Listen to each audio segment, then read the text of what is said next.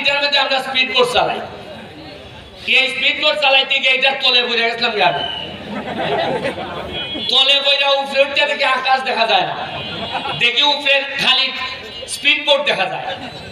তখন আধা মিনিটের লেগে মনে হয়েছে মনে হয় মরমু। এরপরে আবার ডুব দিয়ে বার হয়েছি, এরপরে দিকে আকাশ দেখা যায়। তখন আমার মনে হয়েছে এই মরা নদী যেহেতু আমার নৌকার তলে বালাইছে, এই মরা নদী ধরে আমি ইতিহাস তৈরি করবো সোনার ঘাটে। ইটারে 2 ঘন্টা রাস্তা, পুরা 3 কিলোমিটার। আমার মাননীয় মন্ত্রীর সাথে আলাপ হয়েছে, তারা আমারে আশ্বস্ত করছেন এই পুরা 3 কিলোমিটার নদী 2 সাইডে ওয়াকওয়ে করে দিব। এই নদীর মধ্যখানে একটা রেস্টুরেন্ট হইব।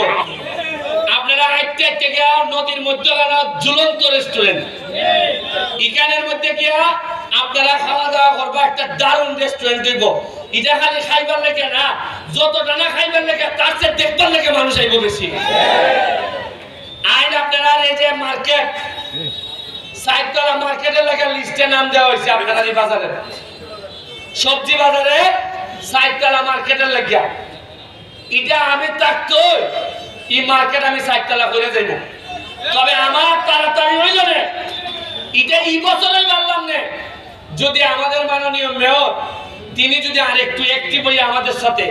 আচ্ছা একটা জিনিস আজকে দেখুন চাই, আজকে যে আমরা এখানে বয়া, যারা বয়া এখানে সৈয়দ লিয়াকত হাসান ভাইস চেয়ারম্যান, আমাদের খাইরুল, আমাদের আরেকজন ভাইস চেয়ারম্যান খাইম ভাই, কেউ কি আপনারা মনের মধ্যে কি কেউ আছে এটা যে আওয়ামী লীগ বিএনপি? সবাই ভাবতেছে এরা সোনারঘাটের, এরা সোনারঘাটের বালা চায়। এই হিসাবে মনের মধ্যে তো দলীয় কোনো কুন্দল নাই। আরে সোনারঘাটের স্বার্থের বিষয়ে দল তো পরে, আগে সোনারঘাট আগে, এটাও বুঝার লাগবো। আচ্ছা আজকে যদি আমি এমপি না হইতাম, আপনারা যদি আমারে ভোট না দিতা,